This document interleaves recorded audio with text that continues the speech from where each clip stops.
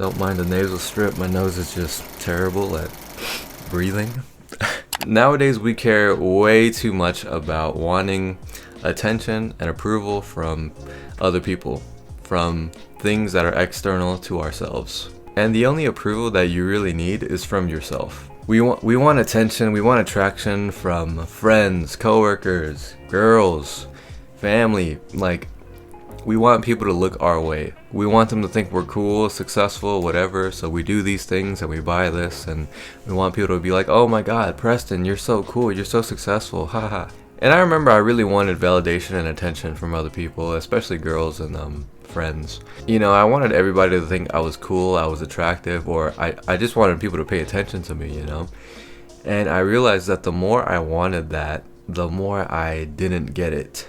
The only thing I should have been focusing on was myself, not the reactions from other people. And it's kind of funny because it's at the moment where you least want the attention, the approval from other people, where you don't even care about it anymore. That is when you get it. Focus on you until the focus is on you. In this video, I'm going to cover what it takes to be successful. I'm going to cover locking in, as my fellow Gen Zers would say, focusing on ourselves, and the strange paradox of how not caring about something actually helps you get it. So stick around and thanks for watching. First things first, to be successful, you need a sprinkle of delusion. You kind of have to be a little bit crazy, a little bit delusional to think that you can be somebody, to think that you can be successful, to think that you can achieve great things. This is actually something that Mike Tyson talked about on a podcast with Joe Rogan. You just completely changed who you are. Everything's great, and all of a sudden, whoop, you shift right back into Mike Tyson, the murderer again. If we knew who we were, we'd be very limited. We don't know who we are. You don't know what you might do tomorrow when you wake up. It's true. He really says it best, because if you knew exactly who you were, like you're a bum on the street, what makes you think you can become anybody, you know? And if you actually believed that and internalized it, you wouldn't have any goals or aspirations. You would accept your fate.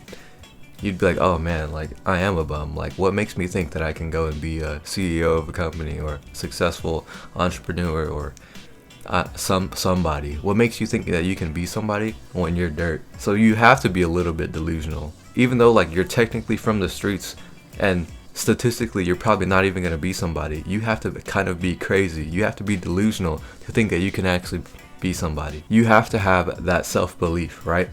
Like when we talk to little kids and we're like, what do you want to be when you grow up? And they say they want to be an astronaut.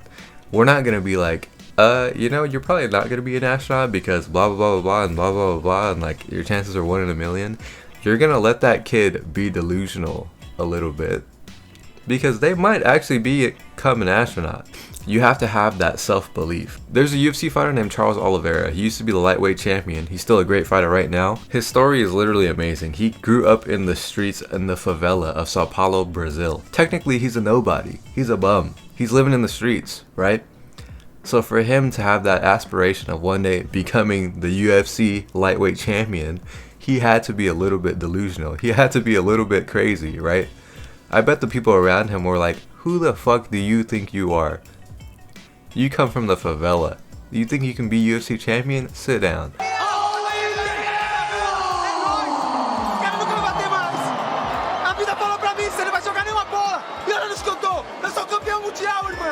For him to be like, fuck you, I can be the champ, that takes some crazy self-belief and a little bit of delusion. So to be successful, you have to be a little bit crazy, right? Like, F everybody else and focus entirely on yourself. Like, you know those people who you always run into and they're gossiping and they're like, oh my god, guess what happened with fucking Jake and Stephanie? They did this and he cheated on her, and oh my god, really? Wow. And all they do is gossip and talk about other people. I don't care. I don't care. I'm focusing on myself. I have shit I need to do for me. You have to have this mentality because you don't have the time to think about other people. I'm 25. I was born in Gen Z. What we would say is you need to lock the fuck in. Lock in on your life. When I first started working out and going to the gym, I always talk about the gym, right? But I was a 140-pound kid in the Air Force, going to the gym every single day after work. If you go to the gym after work, peak time, you know what it's like. It's fucking terrible. So many people, but I did it. I didn't care. I locked in. I worked out all the time for years, building my body, learning how to be more social, focusing on improving myself, until finally, years later, people were starting to notice. Literally just yesterday, my girlfriend's little nephew, he's like in 1st grade. He's watching the TV and he looks at me and he goes, "How'd you get so strong?"